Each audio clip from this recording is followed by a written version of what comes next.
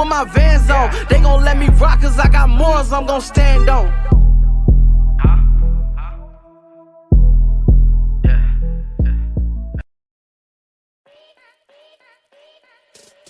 Hello, everyone. Welcome to the Coach Vaughn and King Ken show. This is your host, King Ken, and I'm also with your host, Coach Vaughn. Coach Vaughn, tell them about yourself. Yeah, what's up, man? This is Coach Vaughn, basketball coach, educator. But I'm here to talk ball today, man. Let's talk ball. I'm excited, man. A lot has happened since the last time we got together. Oh, yes, sir. Yes, sir. And the big thing is our first topic, which is the NBA Combine. Yes. We're going to start for literally 2 minutes, and we're going to just talk about who we felt had a great combine. Yeah. And multiple people, actually. You want to go first? Oh, sure. I can go first. Yeah. So as far as the big winner for the combine, in my opinion, it's Sheppard. It has to be Reed. Because, yeah, we knew he was going to have, the wingspan wasn't going to be there. We knew the standing reach wasn't going to be there. We knew the height wasn't going to be there. Yeah. But we expected that. But a 40-plus vertical, and on top of that, people can say you get a lot of time to jog up there and get ready. But we all know if you got a 40-inch vertical, and we've seen it in the game. The boy can go. Yeah. We've seen it in the game. I was arguing with people like, hey, this kid's something. He's different. Yeah. And people was like, I don't know. He doesn't always have the creativity. I disagree. I think he is plenty creative as a passer. It's just that he has to be running the pick and roll. He has to be going downhill. That being said, let's look at the numbers real quick. I just want to go through it real quick. All right. So the numbers that he was putting up in the testing drill. All right. And people, creativity is not always a good thing. Like noticing that a player is creative is not always a good thing because typically that means that they're playing off schedule all the time. When you're in a system like that and he's doing the things that he's supposed to be doing, sometimes the creativity won't show in college because of the system and the rules. So the creativity thing, you don't really know until you see them in a system that allows them to be creative. So I just wanted to throw that out there with Reed because I definitely think he's creative as well. I completely 100% back that opinion. And we're talking about Reed ran a lane agility time, 10.96. And we all know lane agility, the reason why it's important is it's this full deep, whole court, just pretty much half court movement in terms of lateral movement and whatnot. That it doesn't tell how you look, it just tells how your speed is. And generally speaking, it translates. This shuttle run, that short area movement, he finished middle of the pack, but 3.03 is really good. And then, of course, three-quarter sprint speed, of course, that straight line speed. He was fourth on point guards at 3.08. And then, of course, the vertical is where he stood out. Standing vertical, 32.5. He tied him and KJ Simpson had the highest standing vert. And, of course, max vertical, 42 inches. And, of course, he shot well. But when you have those measurements and when you have his mindset and how he sees the game, I really feel if you just give him time to develop, Sheppard, you're probably looking at a star point guard in a couple of years. In my opinion, by the end of his first contract, we could be talking about him the way we talk about Halliburton. Yeah, I definitely agree with that. The biggest thing it's going to come down to is how his athleticism translates to the NBA. Is he going to be, is that 40-inch vertical going to stand out? It did in college. A lot of blocks, a lot of steals, a lot of athletic plays, which is why I don't understand when people talk about him not being creative or looking athletic. He looked plenty athletic out there. He did. We'll see how that looks against these aliens in the NBA. Does it stand out? I think it will. I compared him to TJ McConnell our last episode a little bit. Yeah, I think he definitely has that, but he's definitely more athletic than TJ McConnell for sure. I like the TJ McConnell comparisons. I like that. I think he's just a little bit more athletic, but the instinct is there. He's a lot more athletic, in fact. Yeah. But where he actually really shines over TJ is that point guard skill. I believe TJ was a natural point guard, but this kid, he just has the vision. Like when I watch him run that pick and roll, I see everything I want to see. And he reminds me, and his handle is nice. It's not beautiful, and it's not like he got like a combination, but he's very good change of direction kind of point guard, like Mark Price. Yeah, for sure. Yeah, I like that. I forgot who my other comp was for him last episode, but I think he's going to be a good player. My player, who I think shined the most and looked the best and helped himself in the combine, would be Khalil Ware. I think Khalil Ware tested really well. He shot it pretty well. I think there were a couple drills where he probably could have shot it better. But I'm a big component of combine just shows what you're capable of, and then your numbers in the film and the percentages from the year show what you can do, like how productive you are. So we know he's a productive shooter. We know that he was a highly touted prospect. For him to come out there and just pretty much be far and away the most athletic big in the combine was nice to see. Oh yeah, absolutely really nice to see. And he shined in every drill. I've said this before. I wasn't a big Khalil fan. I personally on tape I saw a second rounder. When you see these measurables and with his size, because he measured that with 230, right? I think at weight. I think so. Yeah. With a 7'4" wingspan, and he was actually 7'1". He's actually 7'1" with shoes on. I did not know that. So with him being 7'1" with shoes on, I almost like this. I know he doesn't block shots quite as well as this guy, but Mitchell Robinson's a good comparison for Khalil Ware. And if you're a team, you would take Mitchell Robinson in the top 15, top 20. Now, I know some people are going to say he's not the shot blocker, but in my opinion, he is. Like, when you watch them play at Indiana, just like Edey, sometimes they held off on blocks because they didn't want to pick up fouls. Yeah, they were too important to their team. Mm-hmm. So sometimes you can see them just almost, how can you say it, almost sacrifice the basket for the greater good. You know what I mean? And just being a little bit the best basketball play for what they were needed to do. Exactly. Because some people look at this and say that's a bad basketball play Khalil Ware made. But understanding time, situation, and importance of value, what he did was actually smart. Exactly. So yeah, I think he helped himself a lot. With him, I would actually take him top 10. And I think with him, it's going to come down to those private workouts and how he looks in those private workouts, because the biggest thing with Khalil Ware has always been his motor, his engagement in the game sometimes. At times, he can look like a beast, and at other times, he can just look like he's floating and going through the motions. He's inconsistent. Exactly. Inconsistent. And even the shot is very consistent. Like sometimes he'll have a picture perfect form, and then the next time he's like the body all over the place. Yeah. It's almost like he's still learning how to play with his body.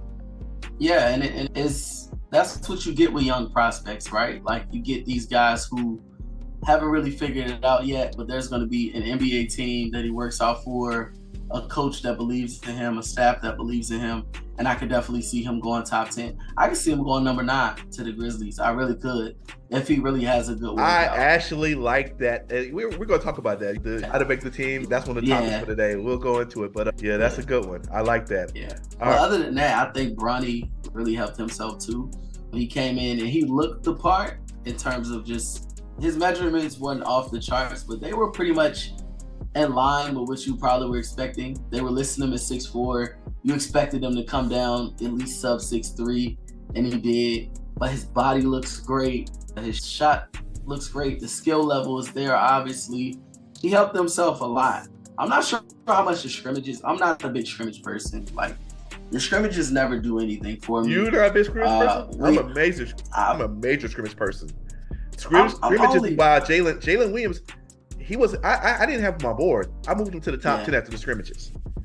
Yeah, Potts moved up to the top 15 for me because of scrimmages. Yeah, and it's helpful for like bucket getters, but for glue guys and role players, which is the type of players that we need right now, it's not really that helpful. Here's a suggestion that I have for the NBA staff and people: get these players together a week, maybe a week and a half, 2 weeks before the combine. Let them practice with each other 2-3 times a week, and then throw them out there and see what happens. That's what I would like to see, just so they have some type of camaraderie. Yep. They have some type of chemistry, and guys are not just out there fighting for their life and playing with somebody they've never played before. Exactly. And it's hard. It's really hard. And and obviously coaches still give freedom, because we saw that with your boy. He was able to grab the rebound and take it full court multiple times. Johnathan Mogbo. Yes, my guy. Yeah, so he had some moments for real. But I think Bronny was a big winner. I think I've said this before, Bronny's an NBA prospect, meaning that college was never going to be a good fit for him, because things are how played, how you got to run the plays, how you have to go through these type of reads and everything. It's very difficult for Bronny, who's been built to be an NBA prospect. His dad trained him to play like a LeBron teammate. He's built to be LeBron team. He can attack closeouts. He got a clean stroke when it comes to spot ups. High IQ. High IQ, knows where to go, has a good feel of, okay, I need to go here based on where the ball is. I need to go here. He doesn't have the Cam Reddish where he just stands there and, oh my God, I don't know what's going on. It's Wednesday. I think I'm playing the NBA today. Smart defender, won't foul, won't hurt you on defense, won't hurt you on offense. Like a scout called him a poor man's Davion Mitchell. And I don't necessarily, I get where he's coming from, but where I don't agree is Davion Mitchell was not built to play in the NBA. Davion Mitchell was the reason why he struggled so much in the NBA is because he couldn't adjust to the role change that he had in college to the NBA. Whereas Bronny is perfectly built for what he's going to do in the NBA. So there's not really that issue. I think sometimes we want to look at college. Look, I get it. That's all fair for most prospects. But Bronny has been trained by NBA guys. He sees the game a little differently. He understands the game mentally a little differently. It's not the same. I'm not being biased. It's just not the same. Nah, and look at the guys you just mentioned. Look at Jalen Williams. Look at Pods. Look at those guys you just mentioned. Johnathan Mogbo. Like, those guys got to, like Pods, he was in college, didn't really do that well. And then he has this 1 year where he takes off. Same thing with Jalen Williams. Guys like Mogbo, who grew exponentially his senior year in high school, goes to a small college, works his way up the ranks. Guys like Donavan Clingan, they're not the type of players that, like you said, man, Bronny has been built to know NBA concepts, NBA spacing. Like, if you watch him play in the crypto arena, one of his best games in high school, he played in crypto, and he hit 5 or 6 threes. And he was playing exponentially better because I just think he's used to training with his dad and playing with NBA spacing and playing under NBA concepts. Mm-hmm. And I think you'll see him flourish in the NBA, bro. I think so for sure. Absolutely. But other than that, man, the combine was the combine. I think Edey helped himself too. A couple more players helped themselves, but I ain't trying to spend too much time on the combine. Yep. All right, so we're gonna cover one subject before we hop onto before we hop onto commercial break. We're gonna just go to one more subject, and that subject right now is the Atlanta Hawks ended up getting the #1 pick in the draft. Yes. A draft that I didn't personally want the #1 pick in. And we all know I'm a big time Atlanta Hawks fan. But one of the favorites for that spot, if Atlanta stays in that position to draft that player, is Alex Sarr. He's the favorite for the pick right now. Now, you're very high on Alex Sarr, and I'm very low on Alex Sarr. So I want you to explain to everyone why you are high on Alex Sarr, and is it a good fit with Atlanta for him? I think for sure it is. I think with Alex Sarr, with players who go to the NBL, they go to the NBL, and they are basically, the program is basically to help them learn, help to improve their body, help them be professionals, things like that. It's not for them to go in there on a team and just the whole system is built around them and they go in there and they do their thing. No, they go into a professional organization to be developed, and they have to fit into whatever that system is. And I think Alex Sarr did a pretty good job of fitting into that system. I think they also have it feels like they have a minute restrictions on the NBL Next Stars that we don't know about, because all of them play 20 minutes and really don't get much more than that unless they have to. But if you watch him when he plays in the scrimmages that he had against OTE and the exhibition games that he had against G League Ignite, when in those games you can tell that the plan is, let's showcase this guy's talent. And in those games is where he really shined. And then even aside from those games, when he was in the NBL, he really shined as a role player. The difference is in the NBA, when you're drafted top 5, you're coming in and they are building the system partially around your skill set and what you can do. And it's more of a showcase of your talent than your skill set. I am 100% banking on, there should be no other pick. It should be Alex Sarr. And the reason is because you have an elite pick and roll player with Trae Young, a player that can run the floor with him and play that up-tempo style with him as well. He's a vertical spacer. You can throw the ball to Alex Sarr and DHOs. You can throw the ball to him as a popper. You can do inverted pick and rolls with him.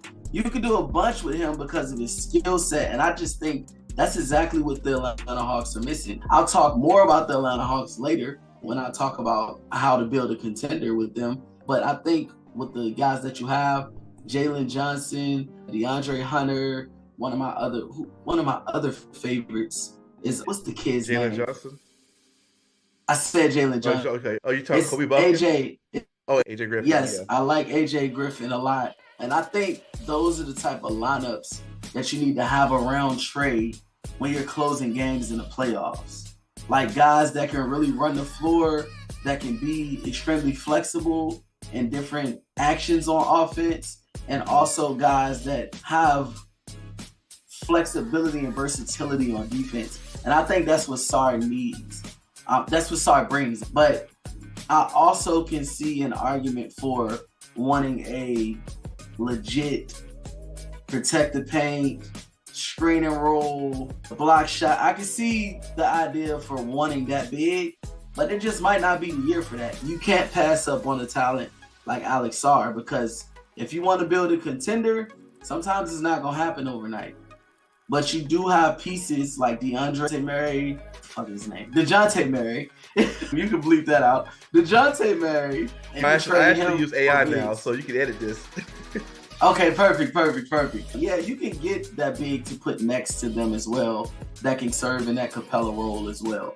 But I definitely think he's the number one pick. And if you're thinking about anybody else, I think it would be too much of a risk, in my opinion. If that's the case, trade out of the pick and save yourself and get some more assets so it's not as bad of a pick. But if it's not Alex Sarr, in my opinion, it's a risk. That's how I feel. Unless you're trading Trey and you're going Rob Dillingham or one of those guys, then it's a risk, in my opinion. You essentially see him as a fit, in your opinion. And I just want to show people that I'm going to give my explanation after the break. But while we have a couple minutes left, I just want to show people that we're not far off in regards to how we see him. We're just far off in certain areas. So, if, for example, in your pros, you put that he's a great offensive rebounder. I do agree with that. He attacks the grass and creates opportunities for himself. He does that quick set, can jump. Yep. Solid defensive rebounder. Now, the one thing about defensive rebounding is he was not around the rim a ton because of the role he played, when he was doing a lot of switching, a lot of man defense in the perimeter. So he just didn't have a lot of those rebounds available to him. He has a nose for the ball on both ends. I'm a little bit questionable about that part. Grab and go type guy. I agree. Has the agility and the movement of a guard, coordination of a guard. Absolutely. In fact, the lateral quickness, I actually think his lateral quickness is world class. And I think that we always talk about something on a world class level. When we talked about Chet a couple years ago, we talked about his shot blocking is world class. Yeah.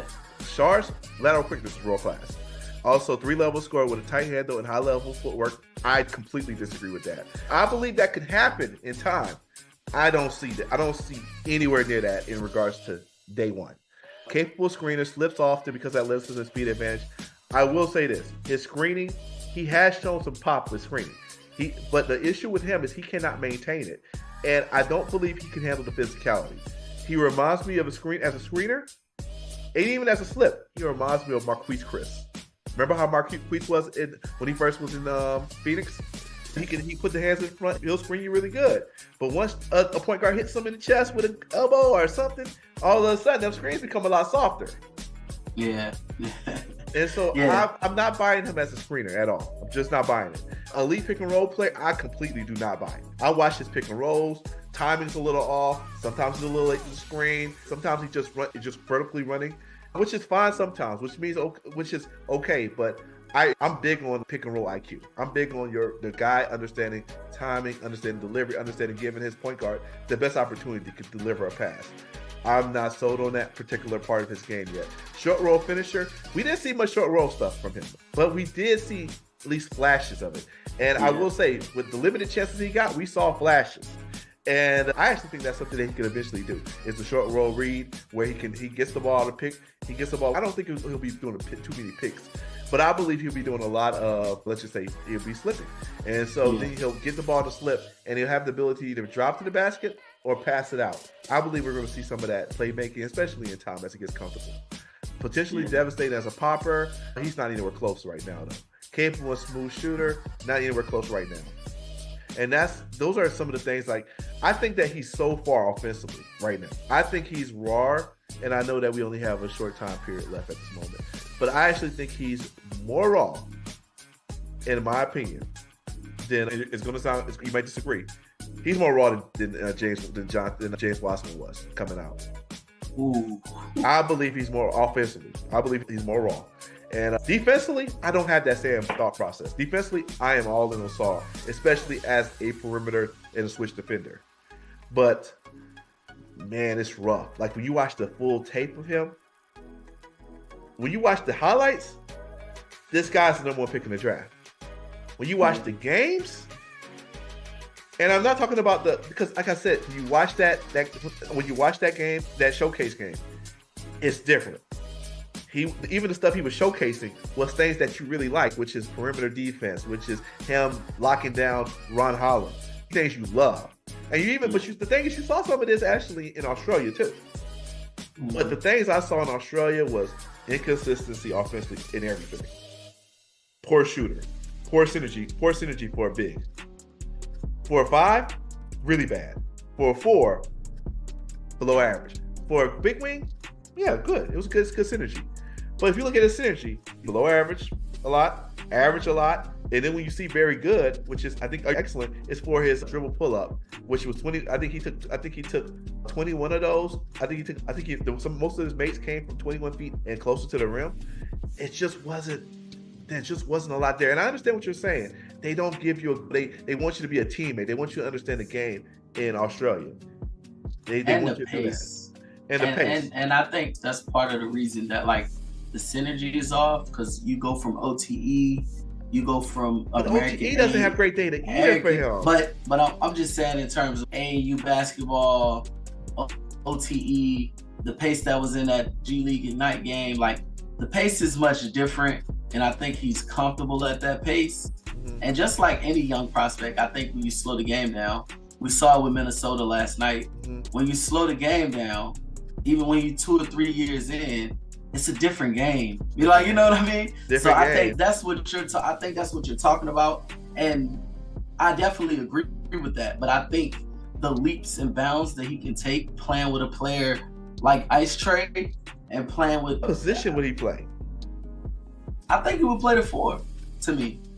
Okay, but he's positioned by JJ. Say it again? He's positioned by JJ. You can say that, but you can.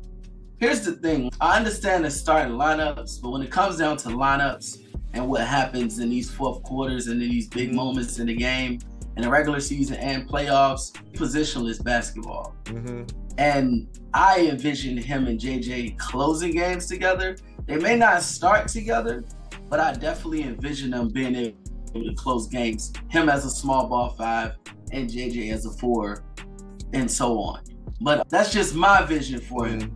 I disagree with the footwork thing. I think we didn't see it a lot because I just think certain players, like certain organizations and things overseas, Calipari even has an unwritten rule.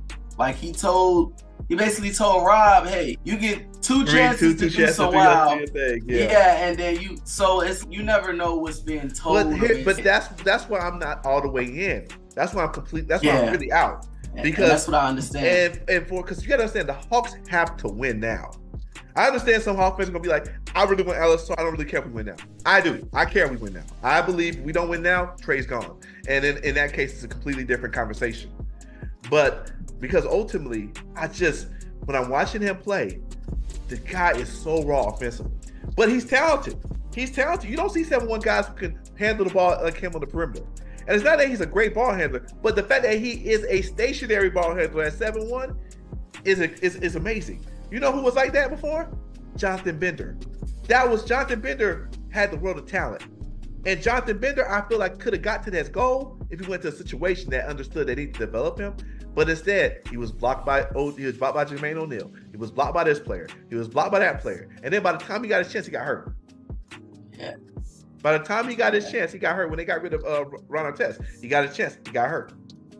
Yeah. So I see that. For me, the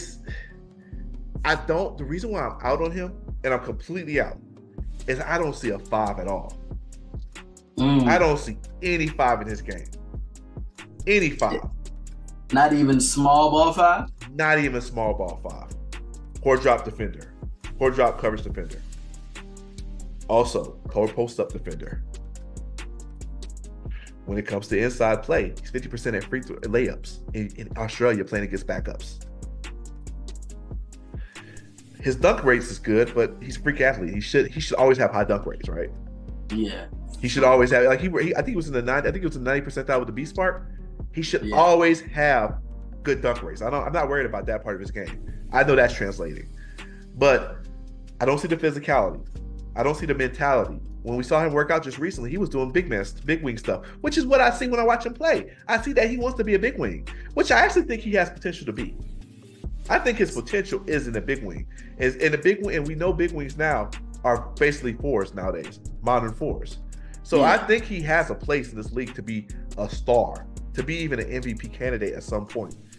But you have to be patient with him. And I don't believe the Hawks have that patience.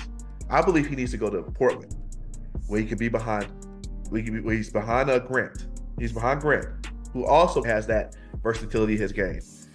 He can play in Rip City a little bit. Nobody cares if he's the first pick and playing in Portland. No one cares because look at Scoot. He had an all-time terrible year in terms of impact, and yet who cares? Nobody's really caring. Yeah, I get that, and understand that I'm saying if you were to stay in the number 1 pick, I am not comfortable picking anybody else except I'm not comfortable picking nobody in this pick.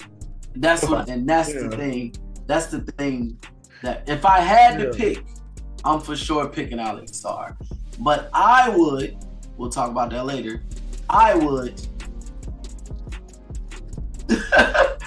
trade back. I would too. And I'm gonna be honest with you. I'm not out on Alex Sarr as a potential player. I was very high on James Wiseman potentially. I've said I think James Wiseman could be a star potentially, but he's really far, and you cannot put him in a bad situation. And a bad situation can be a winning situation too. Sometimes we think of bad situation, we think about bad organizations. Sometimes a great organization could be a bad situation for a certain player, because Golden State was never going to change their style to play what James Wiseman wanted to play. Yeah. So that was a bad situation, and I see the upside, but for me, the floor is so low offensively.